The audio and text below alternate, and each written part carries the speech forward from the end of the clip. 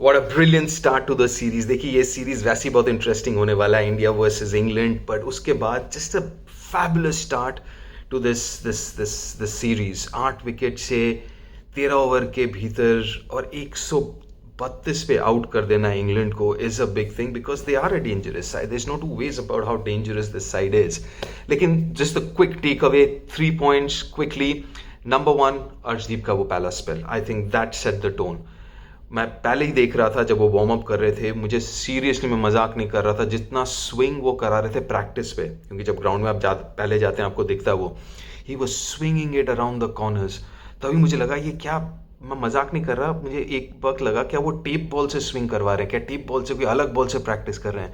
But I saw the same thing game में, was absolutely brilliant. वो पहला spell, 2 wicket निकालना, वही काफ़ी हद तक बैकफुट पे डाल दिया था इंग्लैंड को। उसके बाद सेकेंडली ये भी कहना होगा कि उस पिच पे मुझे डर लग रहा था कि जब मैंने पिच रिपोर्ट किया तब मुझे लगा कि यार ये pitch is usually high scoring, on an average T20 में 10 छक्के लगते हैं, और मुझे पिच भी देख के लगा। लेकिन जैसे ही वो 132 पे आउट हुए, मुझे लगा कि यार क्या मैंने गलत पिच को रीड किया। जनरली ऐसा होता नहीं उतना, but I was really under pressure. मुझे लग रहा कि नहीं यार, शायद मैंने गलत पिच मैंने रीड किया। लेकिन अगर आप उनके बैटिंग को देखें, और सेकंड इनिंग्स में पता लग गया कितना अच्छा है वो पिच बैटिंग के लिए। आई थॉट इंग्लैंड का द बिगेस्ट चैलेंज इज कि they are very one dimensional. जब पिच अच्छा होगा, एकदम सपाट पिच हो, क्योंकि ये सपाट बिल्कुल बिल्कुल सपाट नहीं था, there was something in it for the bowlers. लेकिन थोड़ा सा भी जब बॉल हिलता है, थोड़ा ज़्यादा बाउंस करता है, तो वो जो वन डिमेंशनल है ना, कि हर एक बॉल बस पैर रखो लेग साइड पे और घुमाओ, वो नहीं चलता। वो हमने इसके पहले वर्ल्ड कप में भी देख लिया था इंग्लैंड के साथ, जहाँ पे थोड़ा सा रुक के आने लगा पिच पे, हालत ख़राब थी। वैसे ही आज भी दिखा कि वहाँ पे थोड़ी बहुत थी मदद गेंदबाजों के लिए, and they, I thought batting was very very average. जो उनका एक चीज़ मानने वाली बात है कि जो उतना ज़्यादा एक्सपीरियंस है नहीं इंडिया में खेलने का, उस बैटिंग ऑर्डर की तरफ देखेंगे, जॉस बटलर के अलावा अगर आप देखें तो ज़्यादा वाइड बॉल क्रिकेट किसी ने खेला नहीं है। That's a fairly inexperience batting unit. तो कहीं ना कहीं सीख लेंगे और मिलेगी उनको इस गेम से, and they need to figure out a way जहाँ पे थोड़ा सा बॉल हिल रहा है तो वो बस एक वन डिमेंशनल ना हो कि बस बॉल देखा और घुमा दिया, जो होगा देखा जाएगा types. This was number 2, so batting, English batting. Number 3, spin. बस इंडिया में आप आए हैं, स्पिन खेलना होगा।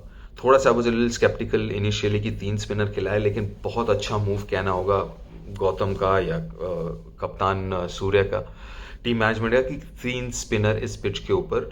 और तीनों का अगर आप देखेंगे, मेरे ख्याल से 12 ओवर में 67 फॉर 5, 5 विकेट लिए हैं और 67 रन दिए हैं।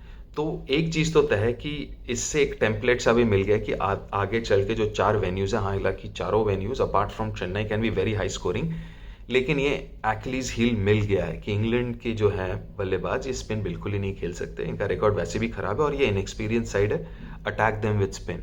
तो मुझे ऐसा लगता है कि आगे चल के, खासकर अगले में चेन्नई में, we'll see the ball turn थोड़ा बहुत, और we will see 12 over of spin. और कहीं ना कहीं इंग्लैंड को पता लगाना होगा कि किस तरीके से स्पिन को खेलना है, क्योंकि इस तरीके से अगर खेलने लगे तो फिर ये बड़ा ही वन साइडेड हो जाएगा। So they would have to figure out how to play spin, और वो सबसे बड़ा चैलेंज होगा इस इनएक्सपीरियंस्ड इंग्लिश बैटिंग लाइनअप के साथ। Jos Buttler obviously has played enough cricket, उनको पता है कैसे खेलते हैं और वो दिख भी गया था, लेकिन बाकी को उतना आइडिया है नहीं कि रीड करना, हाथ से पढ़ना and all of that, that is not happening. So वो एक पता लगाना होगा और दाद देनी पड़ेगी। Varun Chakravarthy obviously had a phenomenal 2024, is come back even better in 2025। लेकिन जिस तरीके से खासकर अक्सर जो पहले ओवर में काफ़ी रन पड़ी, इसके बाद ही केम बैक टू बोल 4 overs in 22। पहले ओवर मेरे ख्याल से 15 रन गए थे, उसके बाद ही came back, took 2 wickets and bowled beautifully. So yeah, it's just the first game. Obviously India को बढ़त मिल गई है, लेकिन I tell you what, it's gonna be an interesting series and I hope it will be one of those series जो याद रहे, क्योंकि ये bilateral series कभी कभार आते जाते हैं उतना याद नहीं रहता, but I think this is going to be that kind of a series and hopefully it is जो कि याद रहेगा लोगों को. So yeah, thank you and I'll see you soon.